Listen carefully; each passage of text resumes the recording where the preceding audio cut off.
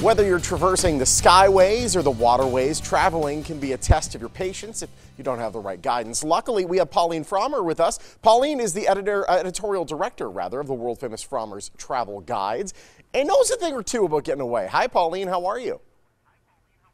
Oh, great. It's nice to speak with you. Very nice to speak with you. So let's talk about your top travel tips, because you know a thing or two about traveling. We were just talking about before we went on air here about you having come to Vegas and stayed in every hotel for a couple days, give it a full review. You know traveling, and you know how to save time, save money, and sanity. So what are your tips? Well, this is a new one. There recently was a study that showed that those people who book their travel 57 days in advance tended to pay the least amount of money. And oddly enough, if you book on a Sunday rather than a weekday, you're going to save about 19% off the cost of the ticket during the weekday. This was based on a study of 130 million different ticket transactions. For international fares, 171 days in advance is the sweet spot. All right, so you have to be pretty mindful of when you're going to go and how far away you're going to go. And that's good that you mentioned Sundays too, because I think a lot of people, the myth has been Tuesday, Wednesday for a while, but Sunday being the cheapest, It actually wasn't a myth. 2 years ago, they did the same study and they found that the cheapest prices were on Tuesdays. Apparently, the airlines have changed. They're always changing the game. Sneaky. They've changed the way they distribute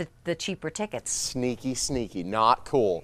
Speaking of sneaky, baggage fees, they seem to be tipping the scales now more than ever. Some airlines even charge for carry-ons. How do you, as a family, how do you try to lighten the load and avoid $100 in fees?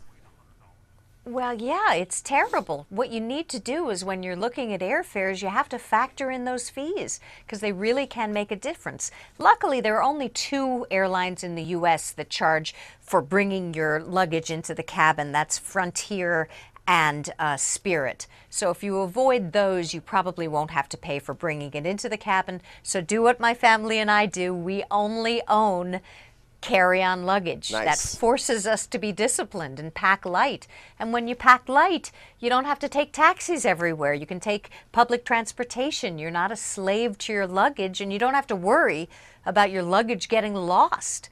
If you do check baggage, I highly recommend getting travel insurance because luggage does get lost and other things do go wrong on vacations. So I like companies that have global reach, that have experts in everywhere on the planet so they can help you out. Companies like Allianz Travel Insurance, that's a good one. Actually, I just booked a rental car for my trip for Thanksgiving. I used Allianz. It's pretty good there.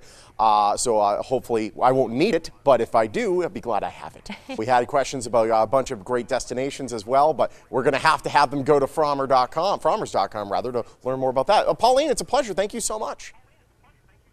Thank you. All right, make sure you don't lose your money and your mind when traveling with your family. Find great travel tips on the website right there on your screen, Frommers.com. You can also see this segment again on VegasMorningBlend.com. Dow?